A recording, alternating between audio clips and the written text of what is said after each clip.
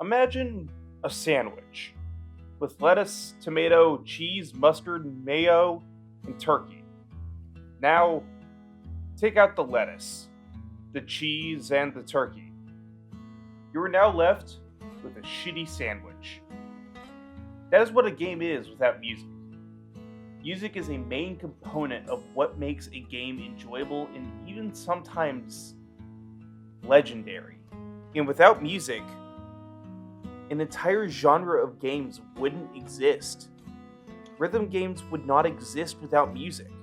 And without rhythm games, we wouldn't have classics like Parappa the Rappa, Gitaroo Man, even Dance Dance Revolution. With music, a moment that is heart-wrenching can become one of the saddest scenes in the history of games. Hell, in the history of cinema. Or a moment that is extremely badass can be lifted up by its music.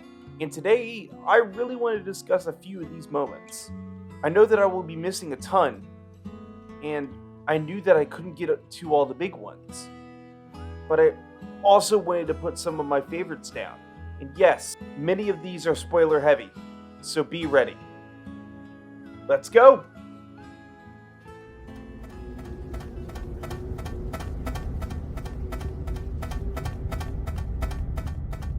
What a thrill.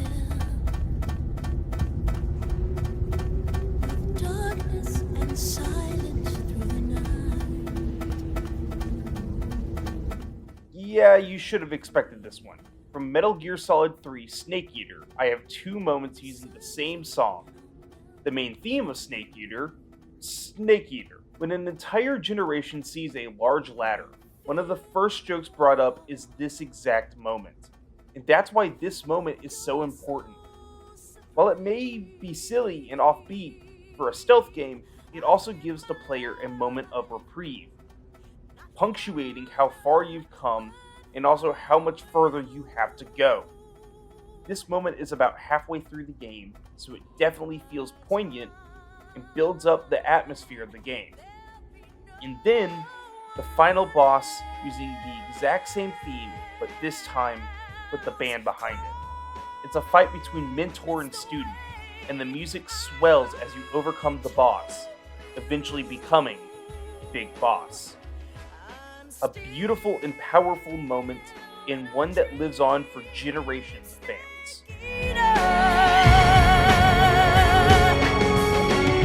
Someday you go through the rain, and someday you'll feed on a tree frog. It's ordeal, the trial to survive for the day we see new life. Now, it's time to gush about a game that I absolutely love, even though many dislike it. I love Cyberpunk 2077. Not only for its story, but its world and characters. But a big reason why I love this game is because of one singular moment that made me feel like I was a major part of the story. And this moment is when you first are introduced to Johnny Silverhand, the rocker boy who is now a construct inside your head. You get to experience one of the most chilling themes for a character in recent history, the Rebel Path. And yes, the unreleased one that's only in the game, the one with the cello. This is a legendary piece that gives off the tones of unease and excitement that Johnny lives for. His own philosophy being so misunderstood that his music is now the only way that people can understand him. But the cello, which cuts through the electronic music, is a metaphor for Johnny's smooth talking through the ugly world of Night City and its corporate culture that Johnny so rightfully hates. And at the end of the game, if you do the Don't Fear the Reaper ending, you get to experience the Rebel Path as V, with Johnny as your partner, blowing through Arasaka Tower, 50 years in the making. And it uses the theme as a metaphor for how rebellious Johnny was compared to the common people of Night City, and how V became a rebel in the same way Johnny was, trusting no one but yourself. But if you do trust someone, then it is a beautiful thing. This is where I have to mention the star ending. This ending is where V goes off with the Aldecaldos and lives the rest of his life as a nomad. In the 6-minute sequence before getting to the credits is a roller coaster of feelings. From the guitar symbolizing the outsider, which is V, who is joining an orchestra of electronic musicians, the Aldecaldos, before they begin to mix and match each other's tones, before ending on a somber and melancholic feeling of triumph. But at what cost? The lives that were lost along the way to this ending, were they worth it? Or is their sacrifice worth anything if you are still knocking on death's door? This moment really pulls all those thoughts together, meshing them into a singular piece of music which tells a story of its own, but also emboldens the visuals of the game. And that's why I love these two moments.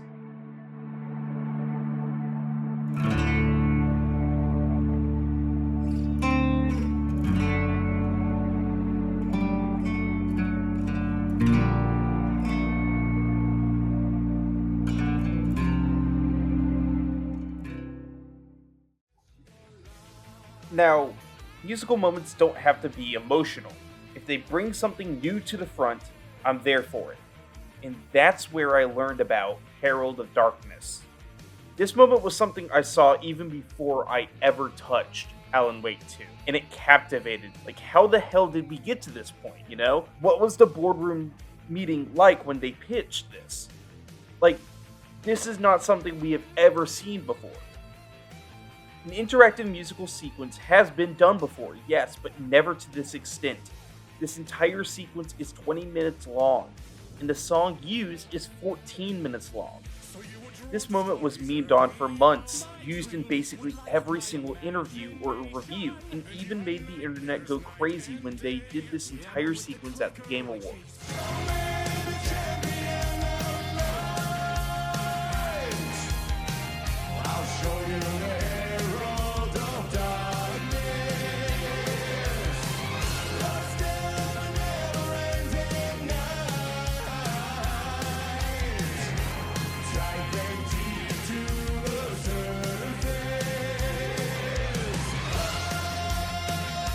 This singular, infamous moment from this survival horror game broke the internet.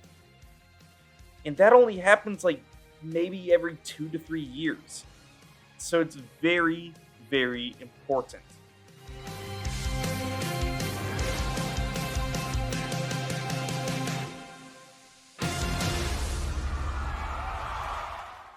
Yeah, remember when I was talking about interactive musical moments in games? Yeah, I got another, and this one, let's just say, it's a piece of shit.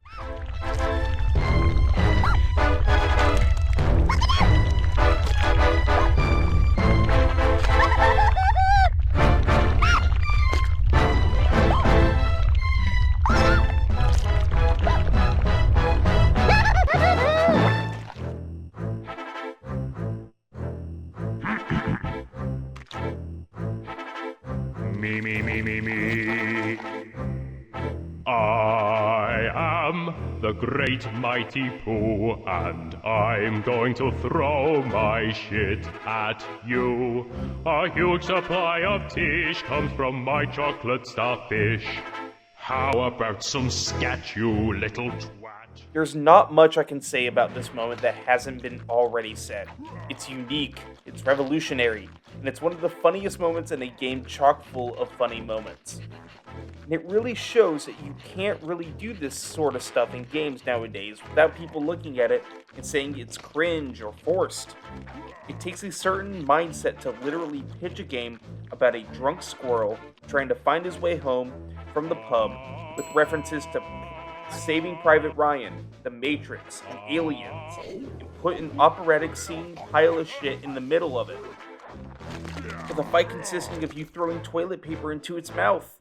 And that's just how it goes sometimes. Really think you'll survive in here? You don't seem to know which creek you're in. Sweet corn is the only thing that makes it through my rear. How do you think I keep this lovely grin? Most boss fights in games have a piece of music that symbolizes the boss's demeanor and personality, and I can tell you, without a doubt, that one of the best ones is from Yakuza 0, a game already full of amazing music and amazing story beats.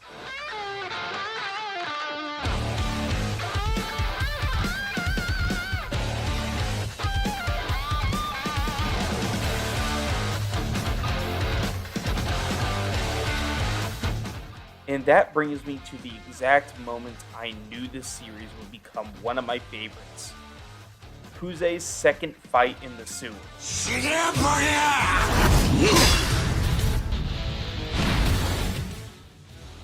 It starts off strong, Yakuza riding a motorcycle in a sewer towards Kiryu, holding a metal pipe, hitting him before falling off. Then he gives a grand speech about not giving up and how Kiryu pisses him off. And then his theme starts to swell before the dynamic start of the fight. Two titans at odds with one another, one fighting for freedom, the other fighting for order. Pledge of Demon is one of the hardest themes from a franchise known for amazing themes.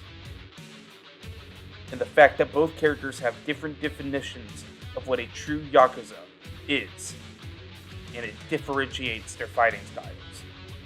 Yakuza uses a pipe, dealing heavy blows to his opponent while he knows that his status as a lieutenant is on the line. Whereas Kiryu deals blows with his fists, concentrating his blows and dealing as much damage as he can over time, knowing that his opponent will not be able to keep up with the heavy attacks. It's a beautiful analogy, and this moment is definitely one that always makes me hyped.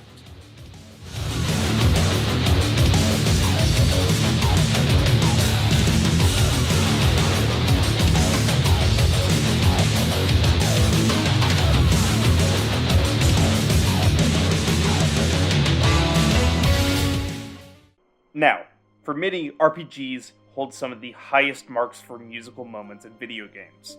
One Winged Angel, Hopes and Dreams, Corridors of Time, all of these are major moments. But these that I'm about to mention are significant to me. And I know I'm not going to touch on everything from the genre because I would be here for hours. First one that I have to mention is Dearly Beloved from the Kingdom Hearts franchise. Now, at first, this is just a menu theme. But for people waiting 14 long years for Kingdom Hearts 3, booting it up and hearing Dearly Beloved again, I know how it felt. It was like the warm embrace of a friend that you haven't seen or heard from in forever. And I think that's why it's even more emotional the longer you wait. Because in a year's time, when Kingdom Hearts 4 comes out, we will hear it again, and this breath of fresh air will be felt all over again. It's a moment that stands out because of its fans, and the tenacity that they have to wait and be patient for a game to cook. While Kingdom Hearts 3 wasn't seen as a perfect conclusion to a franchise that doesn't know when to stop, it was a closure to a long and beautiful story, with a new generation beginning to enjoy it and carry on with their own perceived conclusions. That's why it's important.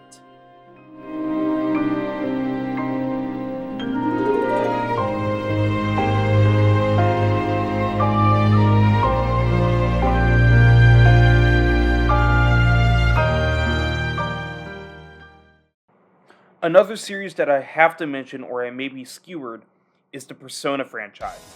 From P1 to P5 and every single spin-off in between, the franchise has always had one common thread: its music. Now, I've even mentioned it in my favorite game soundtracks video, how the Persona 4 soundtrack is my favorite, but it can really be any of them as my favorite.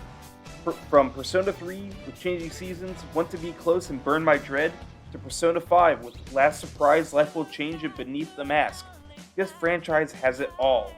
But one moment in particular that I have to mention from Persona 4 is Heaven.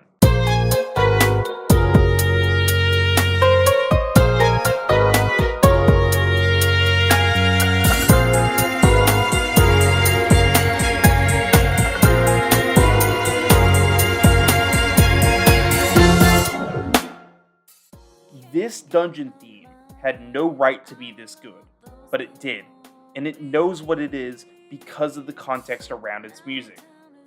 This dungeon is for your niece, Nanako, after she is kidnapped by the Midnight Channel Killer, and when you enter, you instantly are taken aback by the tonal shift of her dungeon compared to others. This dungeon is themed around Nanako's longing to see her mother again, knowing that she is in heaven. But the lyrics also do make note of how Nanako copes by using the Junes theme as a mechanism to not think about her mother's death. But the most important thing about this dungeon in the song is how mature it is. Nanako is 8 years old, and she acts so mature for her age. She cooks for herself, she cleans up the house, letting her dad stay out late for work. So she never really truly got a chance to be a kid. She was a kid before her mom passed. And now, she is bearing this incredible weight on her back. And this entire dungeon is melancholic in tone, but knows what it is doing. This is a character that you grow to adore throughout the game. And when her life is put into danger, you instantly go to save her. But in the back of your mind, you don't know if she will survive. But you push it far out of your reach. But it's a reality that you don't want to think about. And that's why this moment is so huge. It's a tonal shift from the happy-go-lucky nature of the party as they think they've solved the murders to the bitter reality that they forgot about the people around them that are harmless and could potentially be caught in the crossfire. Days passing by from the door, like late summer, they slowly fade away. Finding way through the favorite tune, playing all day with my eyes closed. Those long days passing. So sticking with Atlas for a minute, let's talk about one of their lesser remembered titles, Tokyo Mirage Sessions Sharp FE, the Shin Megami Tensei X Fire Emblem game that was kind of thrown onto the Wii U, being one of 2 JRPGs on the console. The other, Xenoblade Chronicles X. And while Tokyo Mirage Sessions is not fairly popular with most of the world, it did do something unique. It brought together 2 well-known franchises and made a story that no one would have expected. A story about music idols, and how Tiki is basically a Vocaloid. Yeah, it's a weird title, one that I will eventually make a full video on. But with it being a story about music idols, there has to be big musical moments, right? Yes! One of the biggest things that was advertised about this game was that they made over 6 original songs for fictional idols. And many of these are bangers. And they range from being your standard J-pop fare to something that could honestly be from the Splatoon soundtrack to literally a song about walking home from school with your dog. And every one of them is fire, and I think that says a lot. It's a strange game for sure, but even then, I think the team killed it on making the songs seem like they actually would play in the streets of Japan or in convenience stores, and how these musical acts can be used in combat is brilliant. They are a huge part in why I love this silly title, but it really does make me want to desperately talk about the rest of the game. Would you be interested? Please let me know.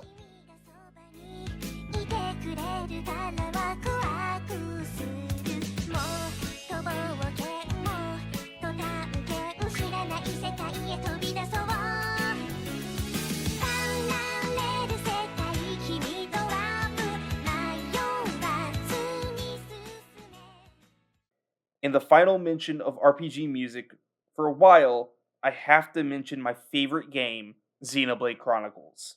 And I have 2 particular tracks that are on this list. And without further ado, I give you the first. May I introduce Hereupon Ricky!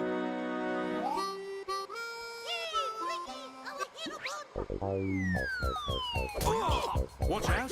Get off me! To you! Right in the... Take this, furball! That's not good.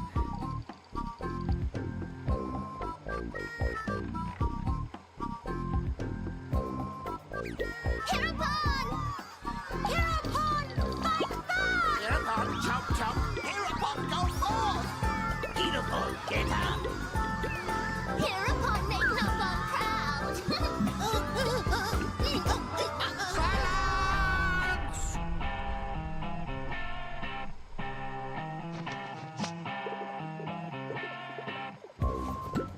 I introduce to you this year's legendary Hereupon, Ricky!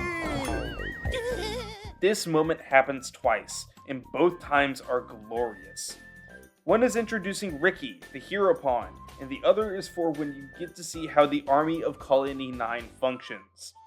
And both have the same exact lack of control that you would expect. It helps that the music is fun and poppy, becoming an earworm. And these are the only two moments that this music is used.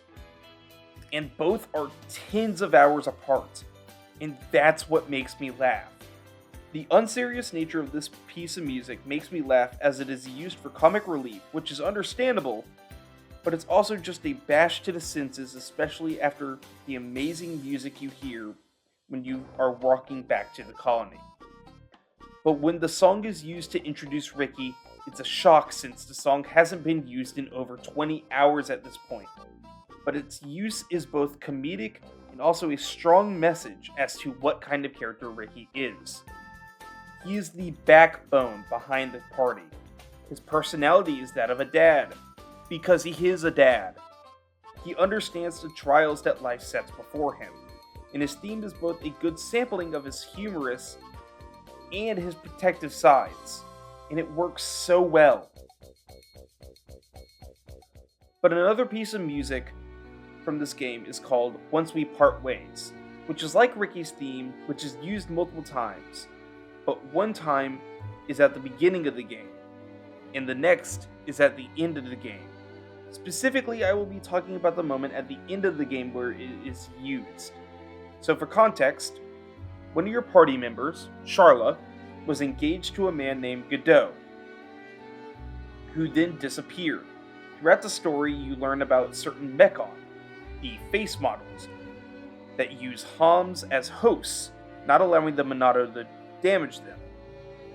And one of the last ones you fight, Jadeface, is controlled by Godot. And after your fight with him, his humanity comes back to him, seeing his fiancée begging for him to stop fighting. And the final thing he does is sacrifice himself so that the party can stop the person who is making the face Mechon and hopefully stop the war between the Mechanists and Bionis. It's a beautiful moment swelled with its use of violins and the subtle use of piano before it becomes louder. More violins and string instruments swelling together, giving off the bittersweet feeling of seeing someone you've loved for years. Different. They aren't the same person you fell in love with, but at the same time, they are the same. Their soul and their heart are the same, but the outward appearance is the only difference you witness. So you must say goodbye to the one person you love, but also say hello to the new person in front of you. It's bittersweet, but also is beautiful in its simplicity. And that's something I also want to mention. Even though most songs I have been mentioning have been better with context, the best type of music is the music that you don't need to know the context behind. That's why I think these two pieces of music work so well, because they are both used in different ways in different contexts, but both feel the same and different all at once. Music that builds upon the visuals given is one thing, but music that is beautiful on its own is another.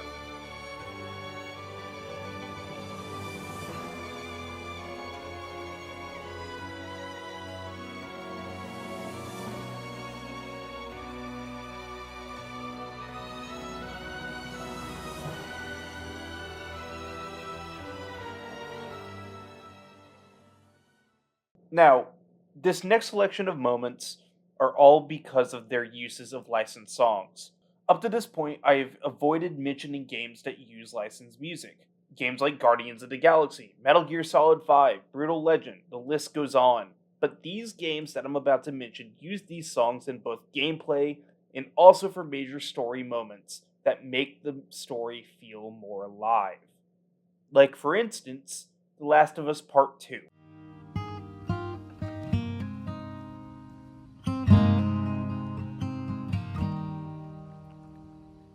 If I ever were to lose you, I'd surely lose myself. Everything I have found here, I'm not found by myself. Try and sometimes you'll succeed to make this man of me. While this game is hit or miss for many people, the emotional turmoil that this game has on people is significant. And I mean it. I was hesitant to play this game at first, but after a few years, I gave it time to heal and played it around 2022. Now I play it annually just for the hell of it. So besides the game being good, why is this game on the list? Simple. Its use of well-known music to emphasize moments. And the use of those songs throughout the game, it helps show the growth and development of the character's thoughts. This is most evident with the song Future Days by Pearl Jam. This sung once by Joel in a flashback before Ellie plays it in a theater while finding a guitar laying there, unused. This was their song.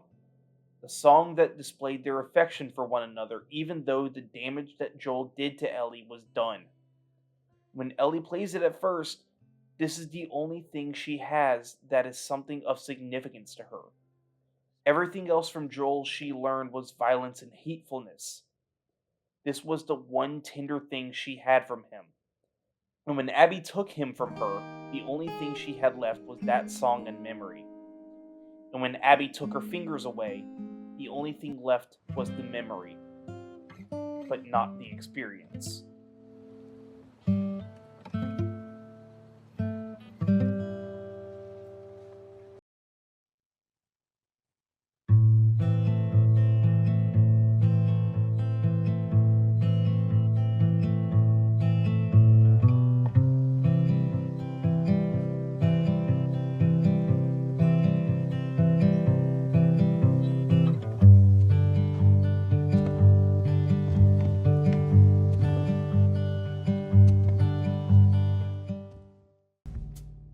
And experiences are a majority of games and their spectacles nowadays. But when a game hits you with multiple moments of pure spectacle, that's when you are in for a ride. And that is nowhere more evident than in Hi-Fi Rush. And Hi-Fi Rush is made up of these moments. From Quality Assurance Bot 1 million to the Parry Battle, this game is full of moments that I still go back to with the whimsy in my eyes that I had during my first playthrough. But the two moments that make this list are near the end of the game, and each one is better than the last. And let's start with the Invader sequence from Stage 10, which quite literally starts with you invading the cafeteria by using a cannon to enter it. Then you hear the faint noise of an electric guitar and you see one of the best sequences in video games start.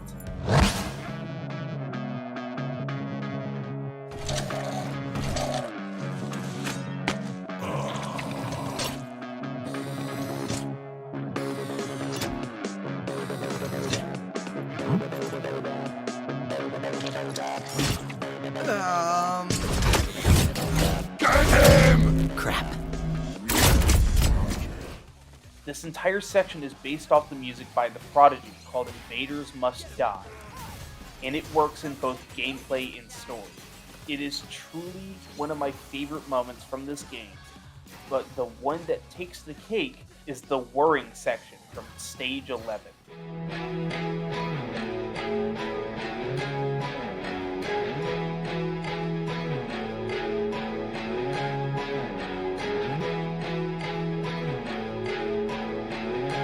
Hey, Kale!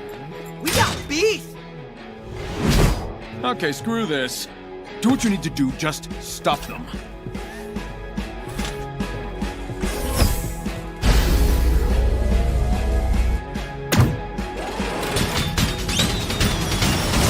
Mission briefing! Team, split up and let's get this jackass. After a beautiful moment of clarity for Chai, you break out of the shell that you've made for yourself, and you literally go for the big boss's head. And the song used, Whirring, by The Joy Formidable, adds a major element to the amazing emotional roller coaster the game provides. This song is used as a major victory lap, showing this group of misfits joining together to stop an evil force, no matter the consequences. It may end in them dying, or it may end in them getting that pat on the back that they deserve. But this entire section uses the music to emphasize the importance of their task. And this entire game deserves a mention because of its music being a component of the gameplay. But these two moments in particular emphasize the game and not just a single factor. That's why I love it.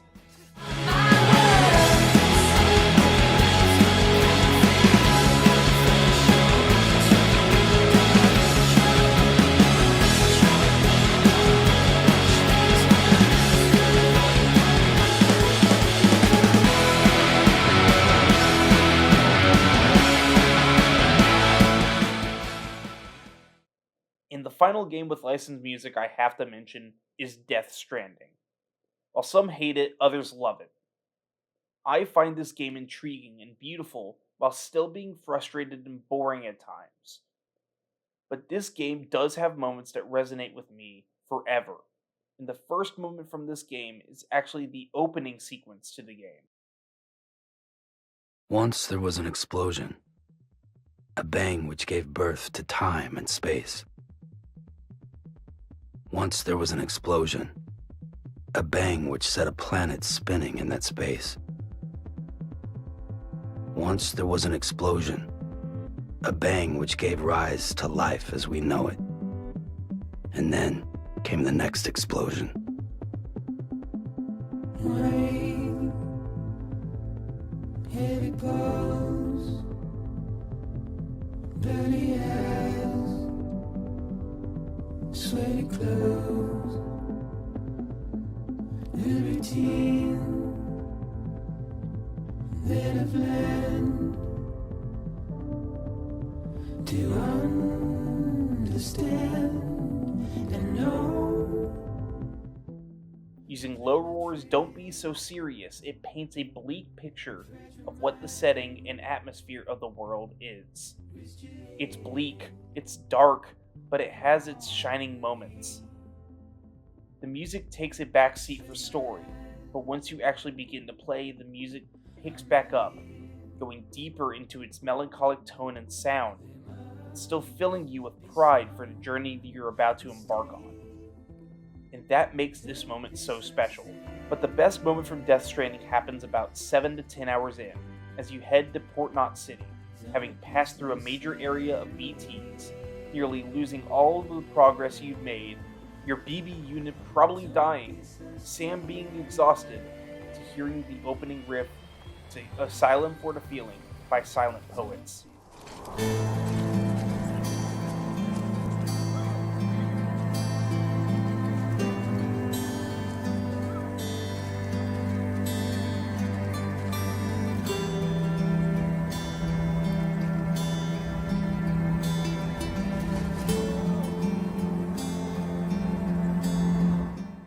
Which just expands your mind, using this beautiful song after going through this exhausting sequence, showing how far you've come, but also how much further you have to go. It is a beautiful message that this game has. Honestly, it is one of my favorite games from the PS4 era. It made me feel things that I didn't know how to express at that point in my life. And now I do, and it helped me become the man I am today, and that means a lot to me.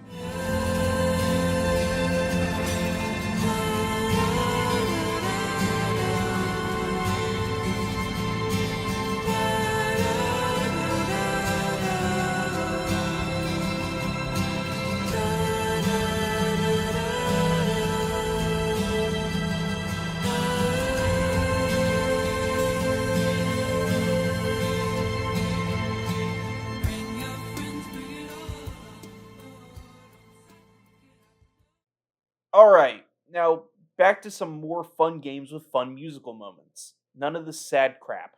Now, the No More Heroes franchise, and honestly any Suda51 game at this point, has some amazing music. Most of it is overseen by Akira Yamaoka, the legendary composer of Silent Hill. But I think one game in particular from Grasshopper's library has some of my favorite musical moments, and that is No More Heroes 2, Desperate Struggle. Now, the first game has some amazing moments, with Shinobu's Season of the Samurai being built up with this incredible synthetic sound, only to be built up with some heavy drums to insinuate the original synthetic sounds, only to be brought back to the original sound.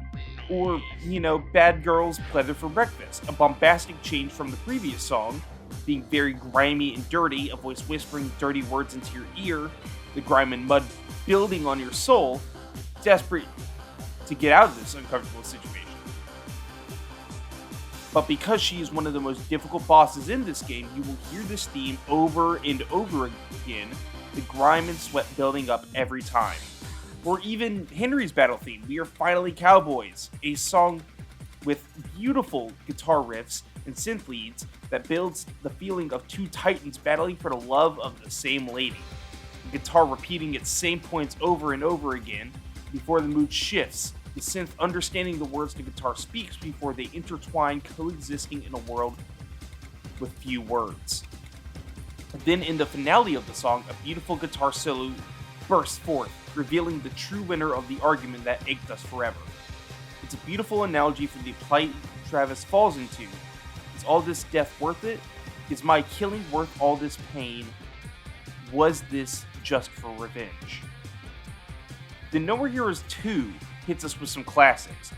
The opening stage, built upon this funky reuse of the iconic theme from the original game, builds upon the theme of It's Kill or Be Killed, and the entire song uses its funk and rhythm for good, even bringing in a trumpet solo to boot. Unfortunately, it's used in one of the shittiest bosses in the game, and it definitely sets a precedent for the next few stages. Will they have amazing music? Yes. Shinobu's first fight? While this fight is bad, the music, Money Shot, is a fantastic disco piece that encapsulates the feeling of cashing that check from work, knowing you'll use it on the same day. But the main attraction from this game I want to bring up is Philistine, the theme of Margaret.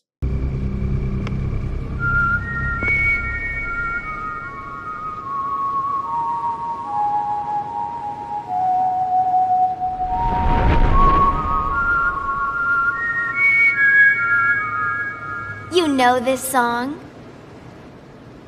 Nope. How tragic. Then let me teach you. One of my favorite fights in the series, especially for this catchy-ass tune, being built around an unknown voice from Japan. Now, there are two different versions of this song, one for the US and one for the PAL regions and Japan. Both versions have their own unique taste, and here are the differences. The US and UK version of the song uses the singer's original voice, but the background music is more electronic in nature, whereas in Japan the vocals are more electronic and the music is more natural, using electric guitars and drums to insinuate the lyrics, which I cannot speak as they are dastardly, but all songs mentioned in this video will be put into the description for your listening pleasure. Yet again, I fucking love this song, but especially the Japanese version, which, with the ports, became the only version heard, which is good. Riveting melody, isn't it? Catchy as hell.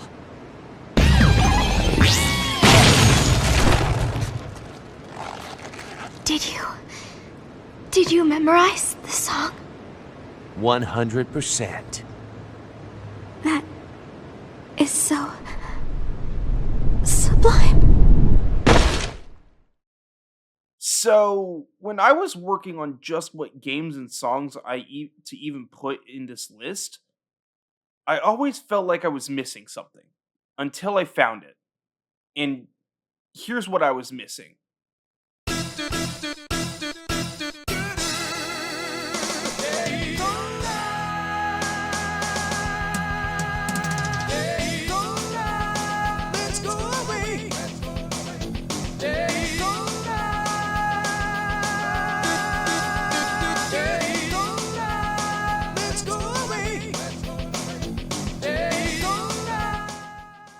I knew there was a genre of games I was forgetting, and I now know the genre.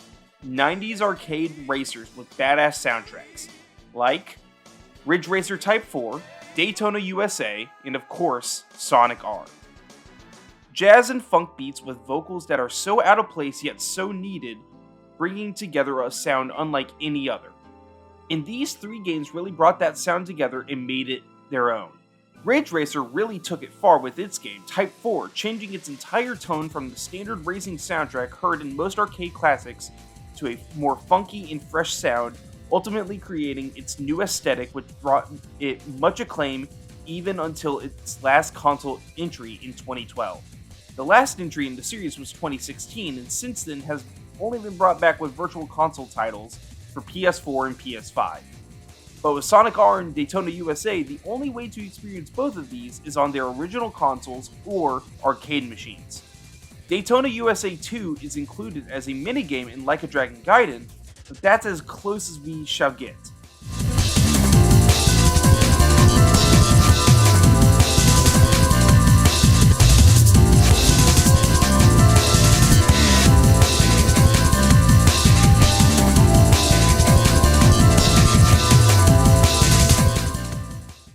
There was a game I instantly knew had to be put onto this list, and when discussing this topic with people, was brought up a ton. Portal 2 is a phenomenal example of how sequels can be better than the original, and that's why I love Portal 2. Without any knowledge of the original, you can go on and understand every aspect of the game to the point of memorizing the puzzles just to get to the good parts. And one of my favorite parts of this game is the ending, where a single piece of music changes the feeling of the ending to happiness, to the bittersweet feeling of being let free from a place that you've lived in all your life. And that feeling sticks. Karamiya Audio, or more commonly known as the Turret Opera song, is a perfect juxtaposition of a death machine singing a song of love. It's a beautiful piece being sung by hundreds of thousands of deadly turrets, and it hits the feelings every single time. And the bittersweet feeling is kept as the final credits song, Want You Gone, is played. Portal 2 knew what it wanted to express with these moments, as it was a goodbye to a franchise that was really just a concept at first, but grew to exemplary heights, none of which the company expected. And to this day, people are still making and creating content inside the Portal 2 community.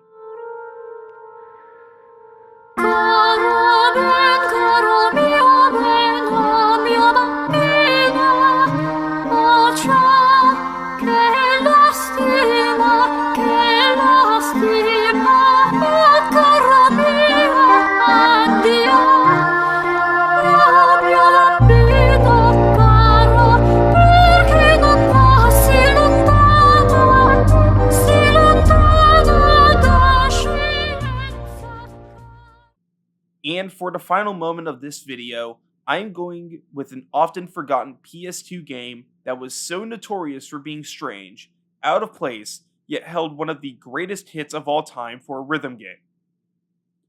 I am talking about Gitaroo Man. Gitaroo Man has one of my favorite musical moments in 2 spots using the same song, and that song is the legendary theme. I love this theme so much. It's used sparingly, only in 2 levels, but each time it's used, it shows the tenacity of its use. The first use is in the 4th level, where your character is playing it under a tree, before a girl named Kiara shows up and begins to listen. It is a beautiful moment between the 2 of them, no words spoken, yet everything was said. And then, a few stages later, Gitaroo Man is fighting Kiara but can't bring himself to hurt her. And that's when he pulls out the legendary theme again. Now, know that this theme is not used for battle, it's used for healing. Once U1 starts playing it, the entire mood switches. It's a palate cleanser, a complete change of the tone, and it works so well. And as a song, it doesn't matter what context it's in.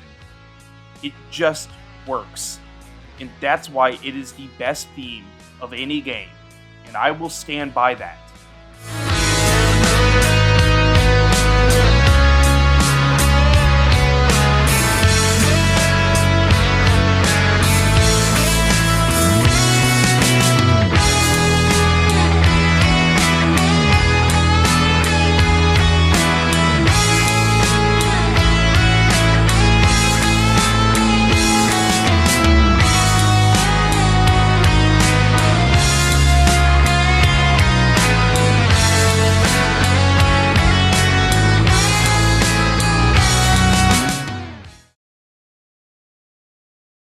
And that was some of my favorite musical moments from video games. Now, I know I missed a lot. I know. Other honorable mentions that we're going to be mentioned in this video were going to be Stand By Me from Final Fantasy 15 and a few others. Definitely Persona 5 and 3 were going to be mentioned, but because I already mentioned Persona 4 in this video, I didn't want to overhaul and just basically gush about the Persona franchise for anywhere from 5 to 20 minutes. So if you have suggestions for other musical moments, please let me know in the comments. I am definitely going to make a sequel to this video, because from just my research and talking to people, there are so many moments that I missed, but the ones that I mentioned in this video are significant to me and me alone. I would love to hear moments that touched you personally.